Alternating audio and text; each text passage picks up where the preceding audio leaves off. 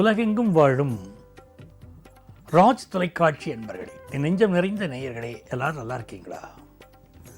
நமது இன்றைய ராசி பலன்கள் நிகழ்ச்சியில் இன்னைக்கு நம்ம பார்க்க போவது மார்ச் மாதம் 30ஆம் தேதி 2026ஆம் ஆண்டு பலன்கள் பார்க்க போகிறோம். தமிழ் வருடத்தில் இது விசுவாவசு வருடம், பங்குனி மாதம் 16ஆம் நாள் திங்கட்கிழமை.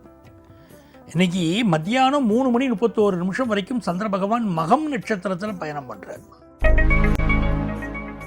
மேஷராசி என்பர்களே, பூர்வ புண்ணிய ஸ்தானத்தில் சந்திர பகவான் போயின்னு இருக்கார், ரொம்ப விசேஷம். கேது பகவானும் 5ஆம் இடத்துல, சந்திர பகவானும் 5ஆம் இடத்துல. நிறைய பேருக்கு இன்னைக்கு லவ் ப்ரப்போஸ் பண்ணணும், காதலிக்கணும், காதல் வெற்றி பெறணும், அந்த முயற்சிகளில் இருப்பார். ஆஃபீஸில் முக்கியமான பதவி கிடைக்கும். இந்த பதவி வேணுமா, நமக்கு இது தேவையா, இதுக்கு உடனே ஒரு டிரான்ஸ்ஃபரை போட்டு எங்கேயும் மாற்றிடுவாளோ அப்படிலாம் தோணும். குழந்தை பிறப்பு சம்பந்தமான தகவல்கள் வந்து சேரும். ரிஷபராசி அன்பர்களே,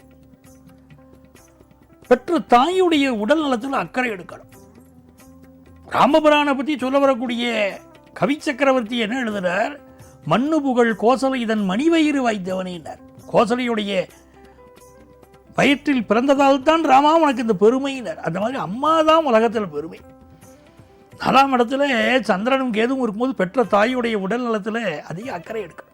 உங்கள் ஹெல்த்தையும் இன்னைக்கு கொஞ்சம் பார்த்துக்கணும். புதிய வீடு மனை வாங்கக்கூடிய யோகம் உண்டு. சிலருக்கு உங்கள் வீட்டில் கிழக்கு பகுதியில் ஒரு வாஸ்து தோஷம் தென்படும். அது ஜாதகத்தை பார்த்தீங்கன்னா நீங்கள் நிவர்த்தி பண்ணிட முடியும். நிறைய நன்மைகள் தேடி வரும் நல்ல நாள். மிதுன ராசி அன்பர்களே, மனசுல ஒரு தைரியம் இருக்கும். இப்படை தோற்கின் எப்படை வெல்லும் சொன்னா வருவோம். அஷ்டலட்சுமிகளை சொல்லும்போது வீரலட்சுமி வேணும்னா, தனலட்சுமி, தானியலட்சுமி, சந்தானலட்சுமி, இப்படி எல்லா லட்சுமியும் சொன்னாலும் வீரலட்சுமி வேணும்னா வருங்க. வீரம் வேணுமே மனசுல. அந்த வீரம் இன்னைக்கு இருக்கும். உங்கள் முயற்சிகள் வெற்றி வரும்.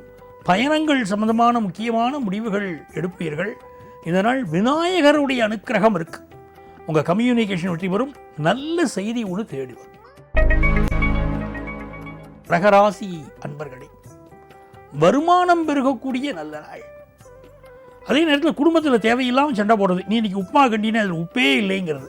அந்த மாதிரி மைசூர் போண்டாவில் எங்கே மைசூர் இது காணுமே அப்படின்னு சொல்கிற மாதிரி நிறைய சண்டைகள், தேவையில்லாத சண்டைகள் இருக்கும். ஆனால் முன்கோபத்தை அவாய்ட் பண்ணிட்டா நல்ல நாள். இன்னைக்கு வருமானம் பெருகும். இந்த மாதிரியான நாட்கள் பிஸ்னஸில் நல்ல லாபம் தருது. சிம்மராசி அன்பர்களே, ஜென்மத்தில் சந்திரனும் கேது, மனசுல ஏதோ வியாகுலம், கவலை. அன்ன விசாரம், அதுவே விசாரம். அது ஒழிந்தால் சொன்ன விசாரம், தொலையா விசாரம், தொகையிறை பண்ண விசாரம், பலகால் விசாரம். என்ன விசாரம் வைத்தாய் இறைவா கட்சி ஏகம்பனே அப்படின்னு ஏற்பட்டிருந்தார்.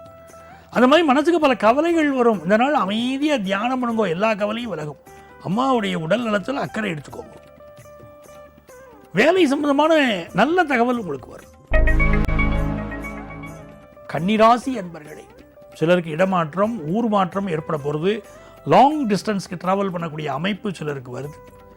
கழிவு உறுப்புகளில் சிலருக்கு பிரச்சனைகள் இருக்கும்.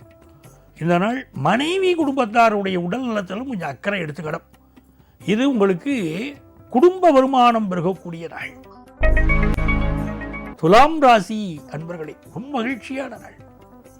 லாபத்தில் சந்திர பகவான், மூத்த பெண்மணியுடைய ஆதரவு உங்களுக்கு கிடைக்கும்.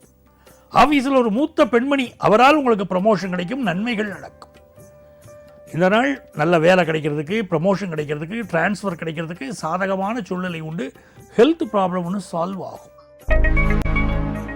விருச்சிக ராசி அன்பர்களே, சில பேர் புதுசாக வேலைக்கு ட்ரை பண்ணிட்டு பாருங்க, அவளுக்கு வேலை கிடைக்கும். சிலருக்கு ஒரு கம்பெனிலேயே இருந்தால் ஆகாது, கம்பெனி மாறிண்டே இருக்கணும்னு நினைப்பா. அப்படி கம்பெனி மாற்றம் இன்னைக்கு உண்டு. இது ஒரு செல்வ செழிப்பான நாள். பிஸ்னஸ் பண்ணுறவாளுக்கு வம்பு வழக்குகள் வரும், கொஞ்சம் ஒதுங்கி இருக்கணும். தனுசு ராசி அன்பர்களே, தாய் தகப்பனுடைய உடல் நலத்தில் அக்கறை எடுத்துக்கணும். தொலைதூர பயணங்கள் செய்கிறோமா, நம்ம பயணத்தில் பாதுகாப்பு இன்னைக்கு அதிகப்படுத்திக்கணும்.